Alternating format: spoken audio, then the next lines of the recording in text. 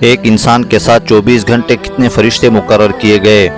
تفسیر ابن جریر میں وارد ہوا ہے کہ حضرت عثمان رضی اللہ تعالیٰ عنہ حضور پاک صلی اللہ علیہ وآلہ وسلم کے پاس آئے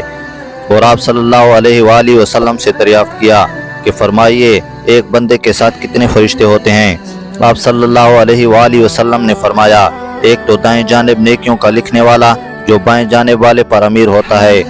جب انسان کوئی نیکی کرتا ہے تو ایک کے بجائے 10 لکھ دیتا ہے، جب کوئی برائی کرتا ہے تو بائیں جانب والا دائیں جانب والے سے اس کے لکھنے کی اجازت طلب کرتا ہے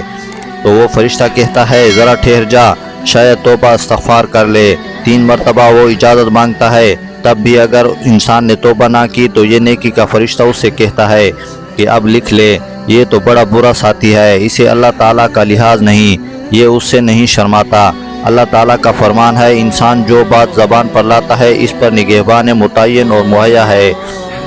اور 2 فرشتے تیرے آگے پیچھے ہیں۔ قرآن مجید میں اللہ تعالیٰ کا فرمان ہے، سورۃ رعد آیت نمبر 111، لَهُ مُعَقِّبَاتٌ مِّن بَيْنِ يَدَيْهِ وَمِن خَلْفِهِ يَحْفَظُونَهُ مِنْ أَمْرِ اللَّهِ۔ ترجمہ، ہر شخص کے لیے کچھ فرشتے ہیں جن کی بدلی ہوتی رہتی ہے، کچھ اس کے آگے کچھ اس کے پیچھے، کہ وہ حکم خداوندی اس کی حفاظت کرتے ہیں۔ بیان القرآن، اور ایک فرشتہ تیرے ماتھے کے بال تھامے ہوئے ہے، جب تو اللہ تعالیٰ کے لیے تواضع اور فروتنی کرتا ہے وہ تجھے بلند درجہ کر دیتا ہے، اور جب تو اس کے سامنے سرکشی اور تکبر کرتا ہے وہ تجھے پست اور عاجز کر دیتا ہے۔ اور 2 فرشتے تیرے ہونٹوں پر ہیں، جو درود تو مجھ پہ پڑھتا ہے اس کی وہ حفاظت کرتے ہیں،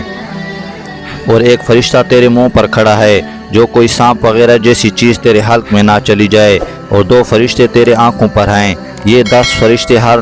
بنی آدم کے ساتھ ہیں، پھر دن کے الگ اور رات کے الگ ہیں، یوں ہر شخص کے ساتھ 20 فرشتے من جانب اللہ موکل ہیں۔